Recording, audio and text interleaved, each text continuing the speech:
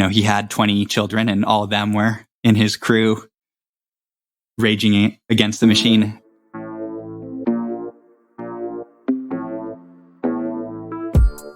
Hey, what's up, everybody? This is Dave.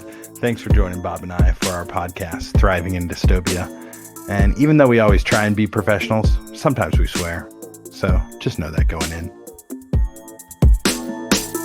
Thanks for calling Colorado Cinnamon, Basemar Twix. This is Richard Hidalgo speaking. I missed that guy. I wonder where he went. He had a great couple of months working for... I don't know what corporation that was, but it was at the Basemar Cinnamon.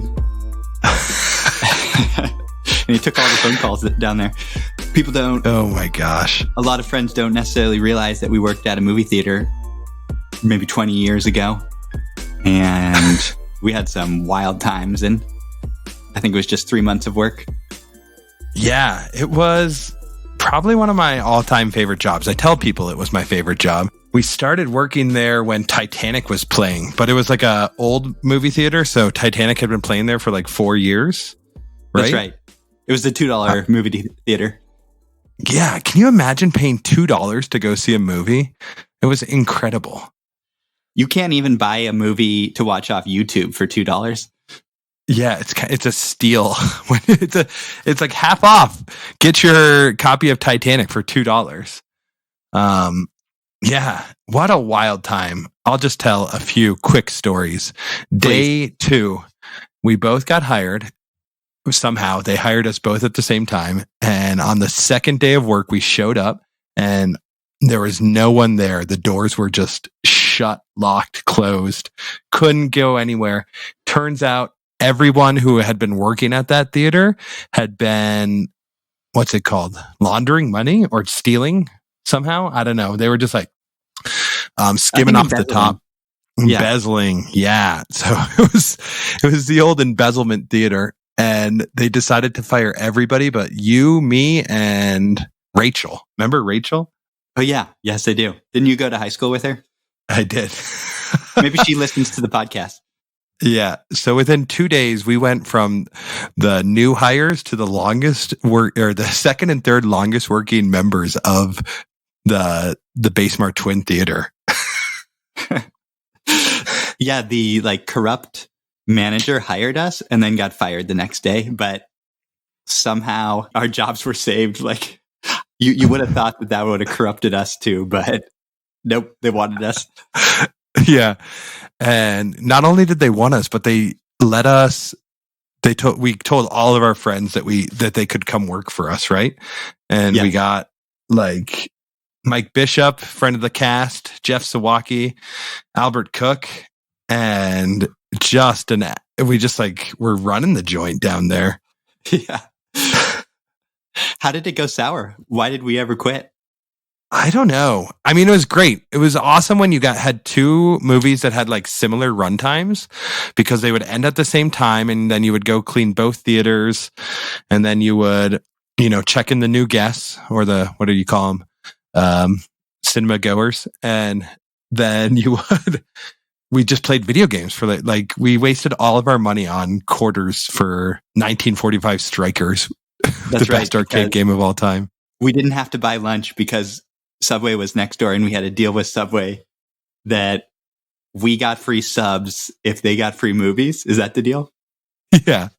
And I don't think I never gave a free movie to a Subway employee. They were like, this is the worst deal ever. Who wants to go see Titanic? It's been in that theater for 4 years. Do you remember any other good movies at the theater? I remember in the first week also American Psycho was in that theater. Just such a outrageous movie that I always remember that. Yeah. I did eventually go see Apocalypse Now, the redo of that, the Redux as it's called. I remember, what is it called? The Big Kahuna at some point. Oh yeah, that was there with Kevin Spacey. Yeah. And something with rooms, like another classic movie. It doesn't matter. God, this is just memory lane. Sorry. I just started laughing this morning thinking about how we used to answer the phone. Instead of saying Colorado Cinema, Basemar Twin, we'd say Colorado Cinnamon, Basemar Twix. Nobody Nobody was any the wiser. A brutal inside joke that only you and I thought was funny. Yeah. What a deep dive. Oh, man. Well, Bobo, how are you? Doing okay. It is February in a new month. And yeah, I just am bombarded by how busy I am teaching. I'm halfway through the quarter, though. Finished week 5 of 10, and I'll say, like, I love the classes, and I love, when I'm having interactions with students, but I'm just burned out. It's too much. It's just too much. And it lets me know that you can still definitely get burned out doing something you loved. So, yeah, but I think just one foot in front of the next, and hopefully make it to the end of the quarter. Looking forward to that. How about yourself, Dave?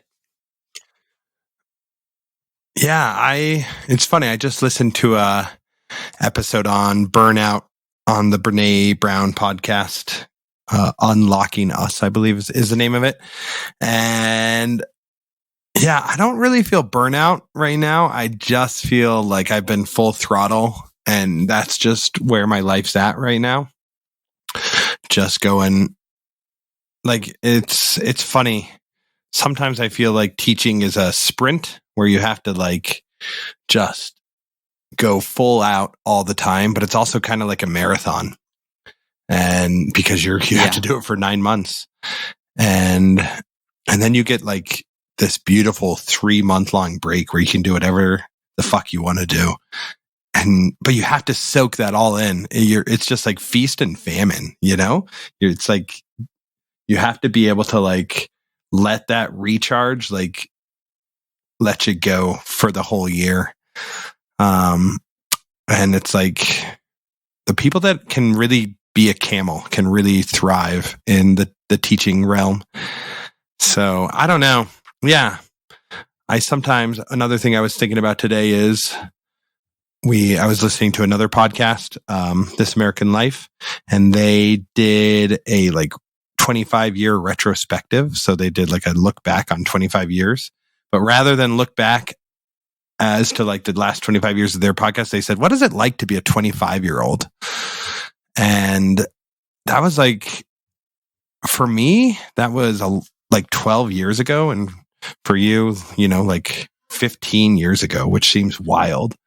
And I got caught thinking what this show would be like if we were 25 years old, like if we were young lads.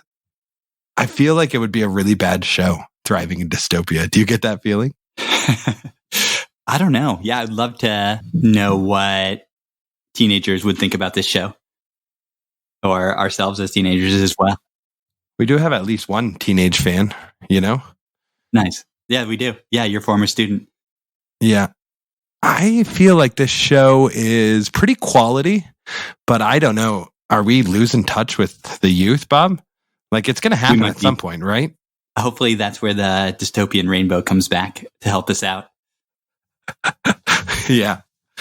Wow. I don't know. I think that we are wiser and we have a lot to give. And because we're both teachers, we definitely, like, stay in touch with, the trends and whatnot. But there's going to be a point where it's going to feel pretty dated. But it's hard to know. It's hard to know how dated it already feels, like how old we are. Yeah, that's a great question. Like, do you know when you're dated? Like, when do you know that? Yeah. I feel like maybe I have some feelings of that in the ways that I listen to old music, 80s and 90s music. But then again, that music becomes popular again. So, yeah. I don't know. Well, as Lester Bangs said, you and me, Bob, we're uncool, and we'll always be uncool. So who cares, I would like to talk about one more thing, Bobo. Yeah. I am so curious to get some football predictions on the gridiron. With the Super Bowl coming up? Yeah, isn't it coming up in a few hours? Oh, is it today? It's today. My God. It's funny. It's ironic because I have been watching football, but it's these old clips of how the Jacksonville Jaguars almost went to the Super Bowl in 2017 and then collapsed incredibly. And 3 years later, they went 1-15 this season. But man, that's me too. I watched that same clip. That was amazing. Tom Brady, though. Yeah, exactly. That was a great secret base. Yeah, it's just wild to see what Tom Brady's doing, and Tom Brady's back in the Super Bowl. You can never count him out. You just can never count that guy out. I think the Chiefs are an excellent team and would be my favorites. I guess I'm thinking the Chiefs are probably going to win, but if the Bucs keep it close going into the fourth quarter, then that's when you're going to see the Bucs take it with another Tom Brady comeback. How about yourself, Dave? Yeah, I,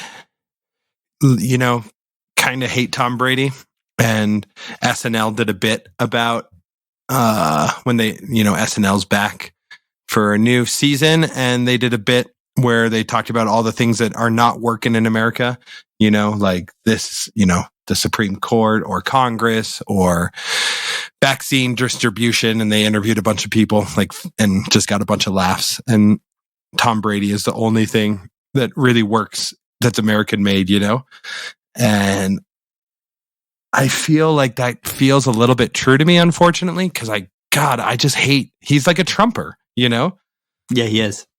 And he is like basically everything I despise in a sports star, like a white man that thinks white men should have all the privilege in the world and they're entitled. And he's like extremely good looking. He is just the most winning and probably the greatest quarterback of all time. And it's just like, damn, this is like, it's brutal. You hate to see that. But at the same time, I do kind of like his story, Michigan guy goes on seventh round draft pick, should have never done anything, and he becomes the greatest quarterback of all time. Yeah, that's just incredibly remarkable. Yeah, I have spent my whole, since I've, the last 15 years, I've really rooted against Tom Brady and the Patriots, but now I'm kind of rooting for him, and I'm just like, dang, I think Mahomes is way cooler, though, so I need to stick with that. Yeah. And our Cleveland Browns almost upset the Chiefs. Could have been the Browns. Yeah, that's true, huh? Yep. Dang. Well, either way, it's at least it's not Blake Bortles. Yeah. Which is Bortles was immortalized in the TV show The Good Place. So I always think about that TV show when Blake Bortles comes up. Oh, really? How's he immortalized? The Good Place with Veronica Mars? Yeah. Kristen Bell. And Ted Dancing. One of the characters is like this kind of like young dude from Jacksonville whose life is going nowhere, but he just loves the Jaguars, and he especially loves Blake Bortles because the show started in 2016. Oh my gosh, that's funny. Yeah.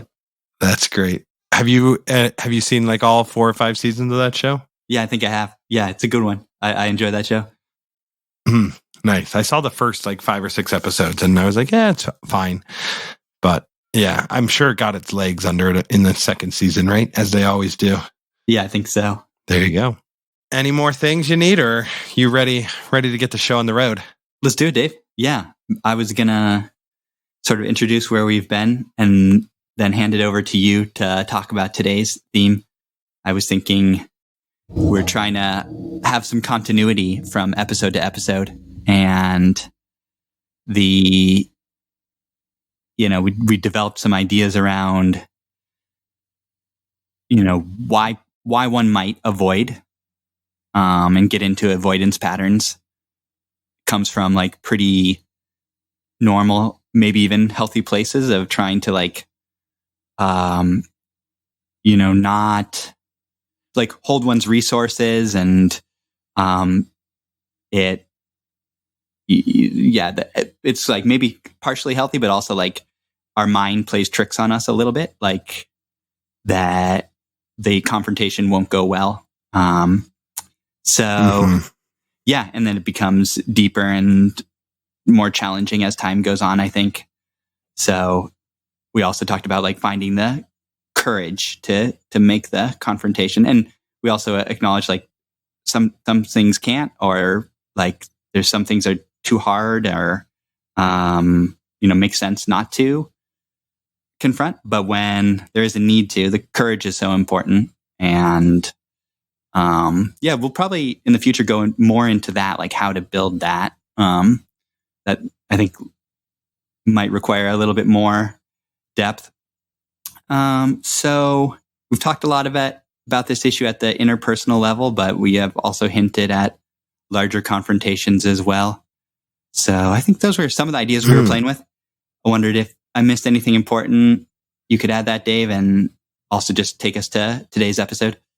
Yeah, so far, I know the season's been, this is like sort of the halfway point or right around there. And I'm a little surprised with the path that it's gone down so far. In a lot of ways, I expected to feel a little more at home with the feeling of avoidance and find it to be like not more in the gray area where when you should avoid and when you should confront, and like finding that to be like more gray. But so far I've been really drawn to this idea of confronting, and I feel like that has been a real surprise for me, and especially because I feel like I'm also the king of just like running from my problems. I'm sure that there's a lot of people that can relate to that statement, because a lot of times it feels a lot easier just to take a step back and, push away from the hard. And we definitely acknowledge that there's like reasons why it's important to do that. I think that was what we were getting at last week, is like, yeah, like there's definitely reasons why we do that, and there's definitely some benefit to that. But I think in the end, if you're like leading a life where you're not approaching the difficult tasks, more often than not, I think you're going to be falling short. Not as a human so much as just like, I feel like there'll be a lot of disappointment. At least that's how I'm feeling. I shouldn't put words into the listeners' earbuds, because yeah, in the end, we recognize how much courage and time and effort and energy it takes to even have small confrontations, and it's so much easier when things go smooth, but it can be so much better when we confront. Yeah, I don't know. I'm probably just recapped exactly what you were saying, Bobo, but I feel like it's nice to have a little bit of getting our head on straight before we go into the next one, Yeah, just to try to do that through path from episode to episode. Yeah, man, walk us on that journey. Yeah, so today, this is an episode that we definitely knew we were going to get after at some point, but we have kind of been thinking about this idea of bringing avoidance to whiteness and avoidance to the discussion of racism. And we, at Thriving, and Bob and I both live a life where we believe that we live in a white supremacist state, and to acknowledge the two big genocides that have happened on U.S. soil over the last 500 years. One is the genocide that continues against Native peoples. You can walk that lineage way back, but all the way up until, the water protectors is the most recent national news on the genocide towards the Native peoples of the, North America. But the other big one is slavery and everything that's wrapped up in that. And I'm not going to walk through every little piece of it and the atrocities of slavery in the United States. But, I think the big things to note are how, where we're at right now. And I feel like we are sitting here in this time. Last week was Black Lives Matter Life at schools, and it's Black History Month, and I think really what's the important thing to note about all this is that we are living in the prison industrial complex that Michelle Alexander coined as the new Jim Crow. And it is just the same story over and over again since this country's inception. And I guess really what we're going to be talking about a little bit is Ibram X. Kendi and a little bit of anti-racism and the idea of avoidance mixed in with that. So I just wanted to set the scene there, Bob. What did I miss? Yeah, I think you did a very commendable job there. Commending. I just kidding. I appreciate you setting the stage, and I maybe would just emphasize, and you said this, but like that these atrocities are built into both the state and the culture of the United States, and that there have been social movements that have worked to address this and have made important, both structural and cultural inroads to fighting white supremacy. However, those dominant power structures, those core structures of that racism is a system that upholds whiteness and that works through whiteness and anti-blackness at its sort of core. And it's integrated other forms of racism into that modality, of integrating indigenous people and Asian people into this like othering, not white paradigm. So we are left with this, slavery, chattel slavery was abolished, although not fully abolished. It morphed into the prison system. However, the rationale of whiteness and racism was left and continues to be very dominant. And so we are trying to focus on how does whiteness perpetuate white supremacy. And we have come to understand through research, through the book, Ibram Kendi and other references, that one way that whiteness operates is to sort of create an illusion that the system's not that bad, or that racism is happening somewhere else. And there are a lot of sort of carrots, for lack of a better word, that the stick in the carrots for white people to both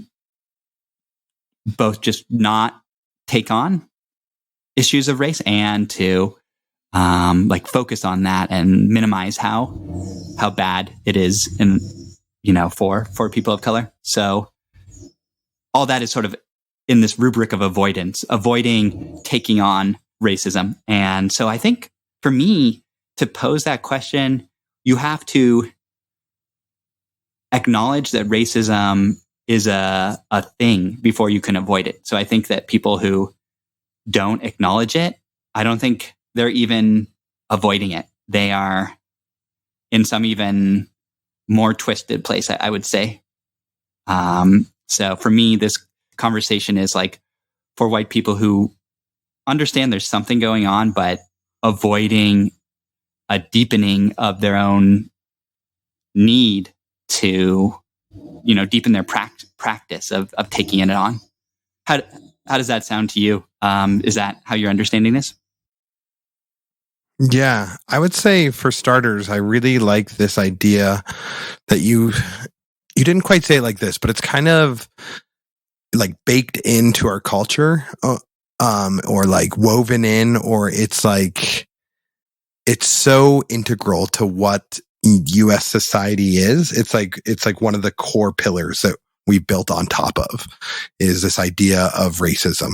And I think that to me is at the heart of why it's important to think of racism in terms of avoidance, right? And I feel like when we were growing up in the 80s and 90s, we were growing up in this world of colorblindness, right? And that was kind of the what we were taught. And I don't know, like, I mean, for a little more context, we grew up in Boulder, Colorado, right?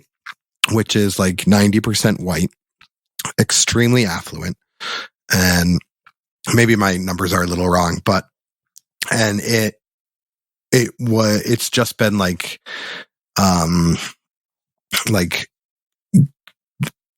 to the extreme. Like every year it gets even more white and more affluent and more just like bubbleized, right? And I feel like we grew up in this world where we were taught, and I think this is what was like being taught in the 90s, was that like under like the Clinton administration, that like we need to not see the race of another human, because like we're trying to live in this like post racism world, which is just so horrible. And I think it, like, in a lot of ways, that mentality, this color blindness mentality that was so pervasive in the US in the 90s, has led us to a spot where we are now, because we avoided and ignored and we pushed away rather than confronting what is like the atrocities that are at hand, right? Like the war on drugs was through the roof. And this is when, you know, yes, schools were trying to be integrated, and like the world was really at this point, it's like being super segregated through all kinds of political action and police activity and imprisonment, right? And so we get to this point where we get to all this, like all these white people that are just like ignoring the fact that we live in a racist state, and the state has this freedom to operate to the nth degree, where it's like becoming hyper capitalist and hyper racist. And like, it is just like putting this line between, it's just like driving a wedge in between the world that we want to see and the world that we're living in. And yeah, I'll just leave it there. But I just feel like that is at the heart of what I want to get at after a little bit today. Yeah, I think that is important. Rooting it in ideology of colorblindness. That is a framework of understanding society that has been around for a long time, but really took off in the 1970s, and we're still in it. I think the Obama and then Orange Menace years changed that.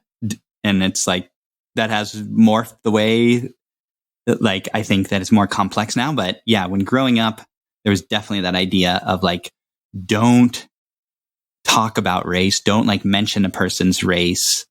To do that would be racist.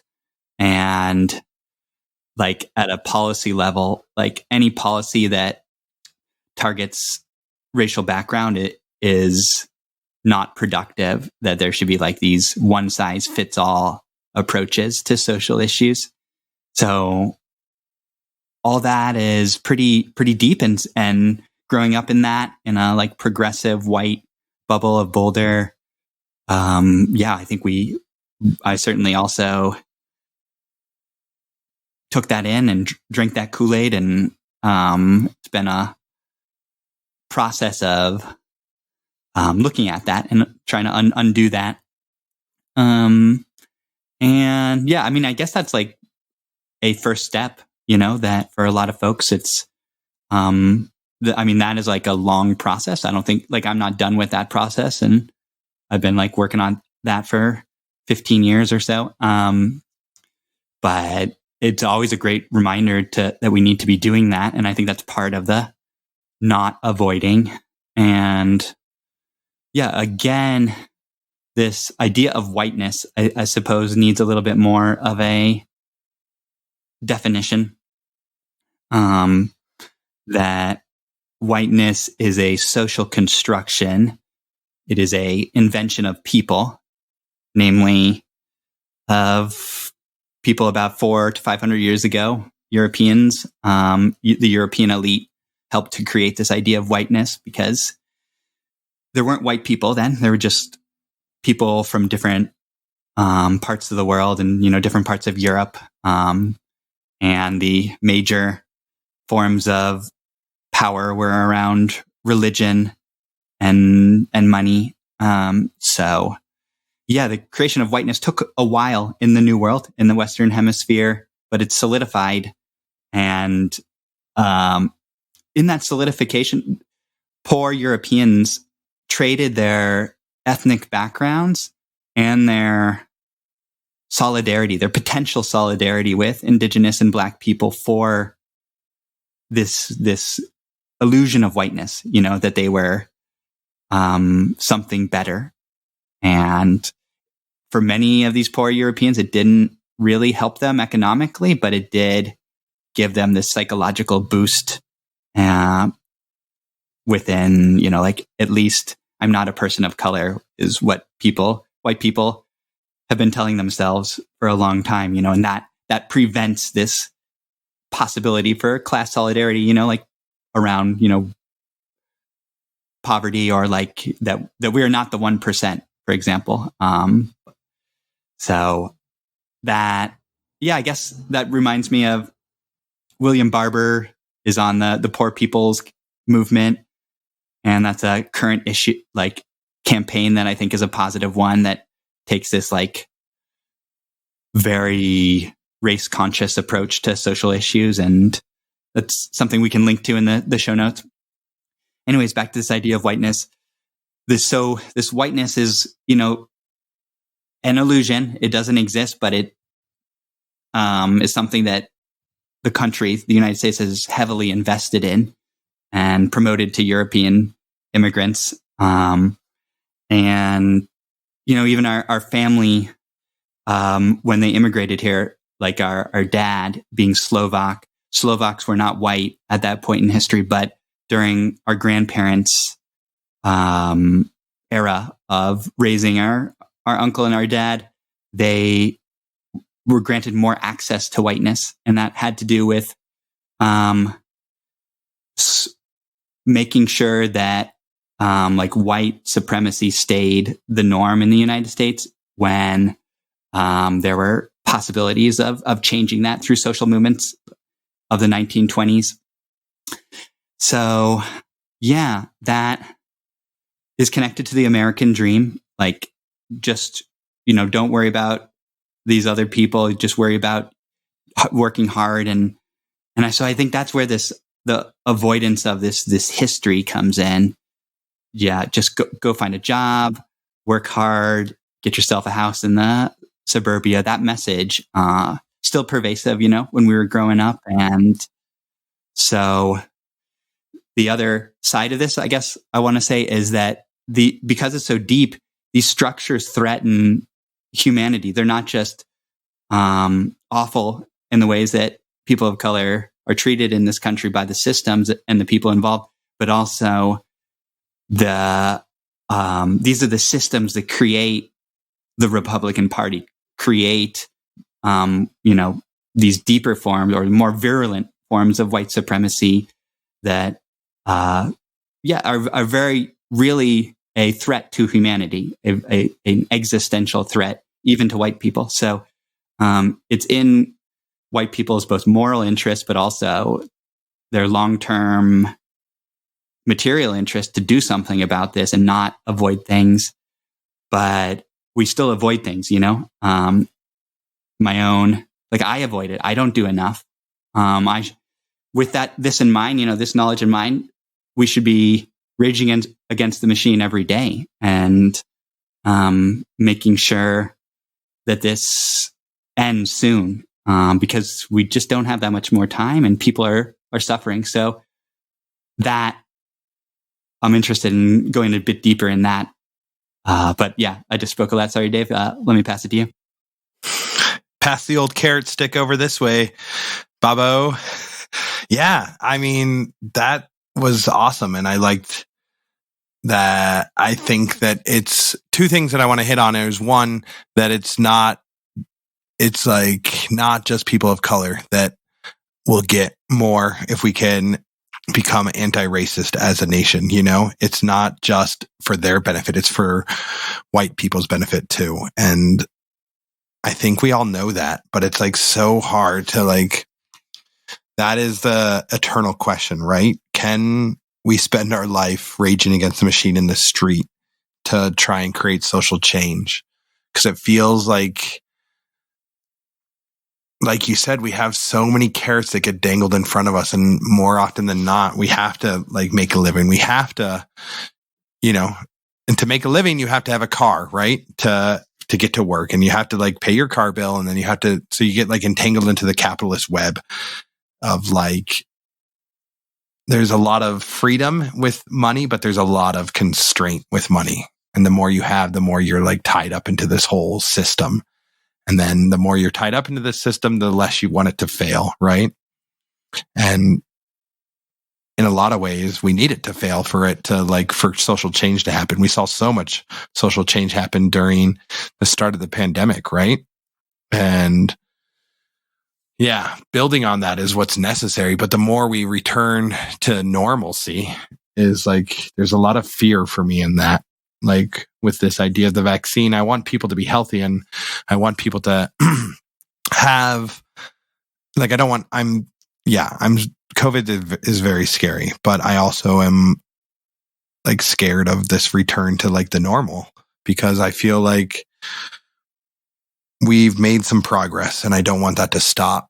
And it's pretty easy with the more carrots you get dangled in front of you, the less you want to like be raging against the machine. It's easier to avoid the problems, the inherent problems that are so baked into our society.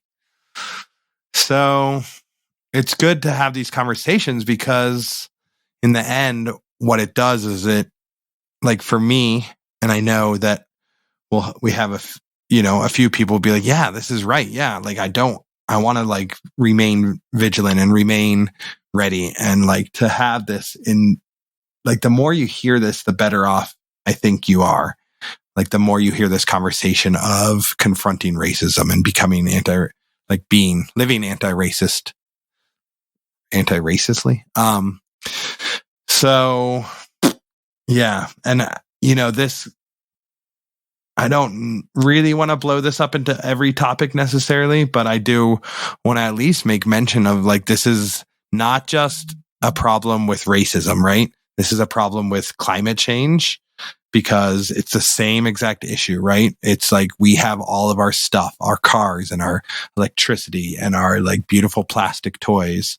And when we don't see the end effects of like if we're not confronted with the Pacific Gyre every day, then it's like we're not seeing this giant trash island, then it's easier to push that away. And it's easier to live with all these beautiful carrot sticks than it is to confront some of what we need to do to see dramatic social change. Yeah, that point is why I think we also avoid, because of when we start to understand these systems, we understand them and how powerful and pervasive, huge they are. And like this question of what can I do? What can I do about these epic questions? I'm just one person, I think, comes up, and that's totally real. And there's no easy answer to that one. I think where, I've been to so many anti-racism trainings, and a lot of them, at least in the early days, would emphasize more like interpersonal racism and, to be aware of microaggressions and aware of space that I take up as a white person. And I think that's all super good. And I'm really grateful for all those trainings. What I also want is like a little bit more in the doing something on the macro level, or some of like scaling it up a little bit. And why this is so pressing on me in my mind this week is I watched this great Showtime series called The Good Lord Bird, which follows the final years of John Brown, the abolitionist, as played by Ethan Hawke. It's really good. And, John Brown understood racism in these terms and waged war for, half his life, for the last 25 to 30 years of his life. And, he had 20 children, and all of them were in his crew raging against the machine. And, John Brown has like his issues and is certainly not perfect. But I do think there is a need for a little bit more John Brown out of white people, including myself. That fire, there's a funny scene early on. He's like shown to be sweet to animals, and he has like his rabbit in front of him, and he's like, "Does your heart burn for justice?" And it's great, It's like when your heart just burns for justice, like can do things like what John Brown did. And I'm not advocating for people to like martyr themselves or anything like that, but just this like courage and to give our lives more towards the struggle of ending white supremacy and racism. And that's just a question I've been holding this week. Not just with this week, but in watching that movie. Yeah. Well, there's a couple more things that I wanted to bring up. One of the big discussions that's been happening that I feel some positivity towards, and I don't know. I'm also curious to hear your reaction a little bit, is this idea of equity versus equality. I feel like there's been some positive steps with conversations around that in recent times, basically.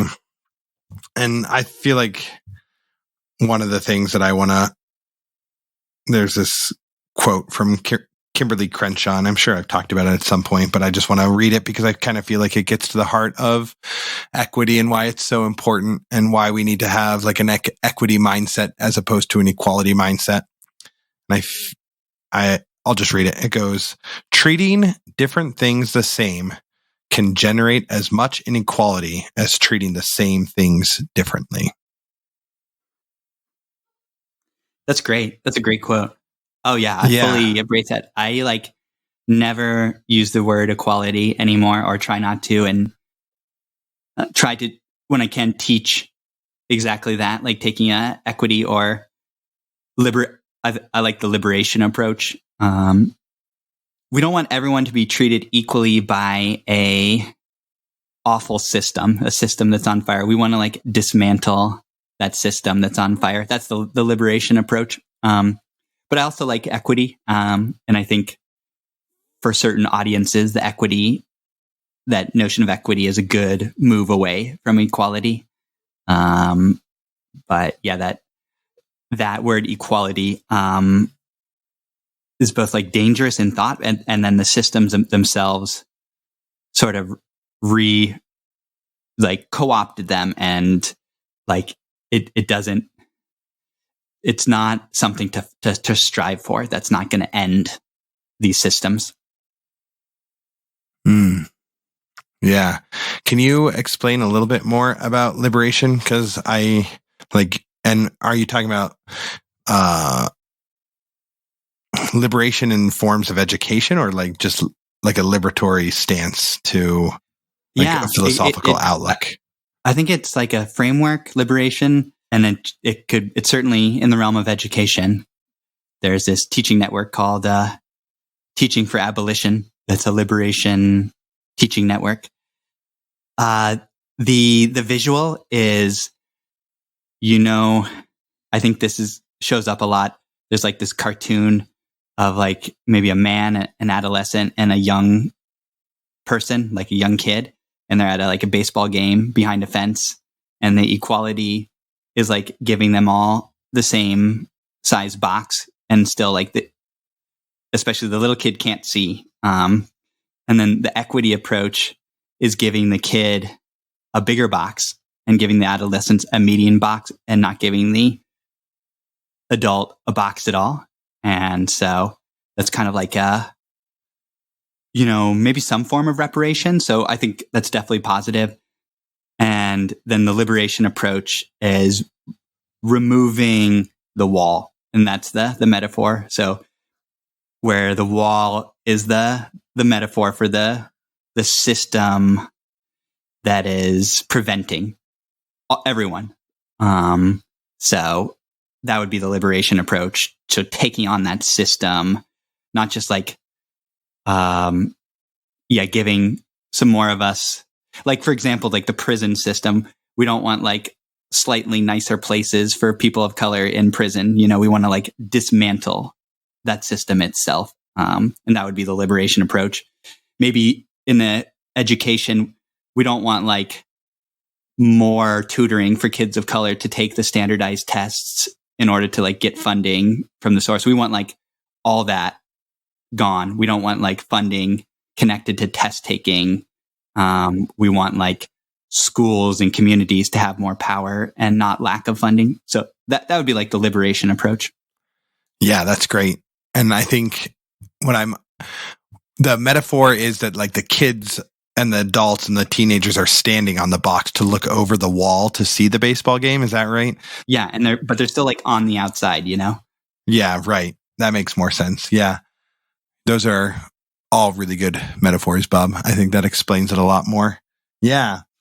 I think that we, just to bring it back in, I feel like we were living in a world in the, the 70s, 80s, 90s. That's a world of equality, right? Striving towards equality. And I feel like we're living in a world right now that's striving towards equity, which definitely feels better. But I definitely feel like for me, there's something missing. And I feel like I like that idea of striving towards a world of liberation, So anyhow, I feel like that seems like a good spot to leave it off at, Bobo. Yeah. Excited to like think about this and like, did we get further in terms of praxis for white people into to not fighting racism? I think maybe, but it's probably like worthy to revisit it at some point. But I agree. I think it's time for the dystopian rainbow. Yeah. I feel like I will say, Bob, that it's good for us as a show, especially because, Thriving is a show that is hosted by two white men. And it's important. I feel like we do bring up the topic of whiteness about, once every 8 to 10 episodes, where we're like, that's like the majority of what we're discussing. You know what I mean? So it feels good to have a show.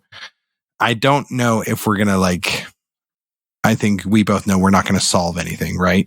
But I think that as we continue this conversation, it feels important to both of us. And yeah, so I like that.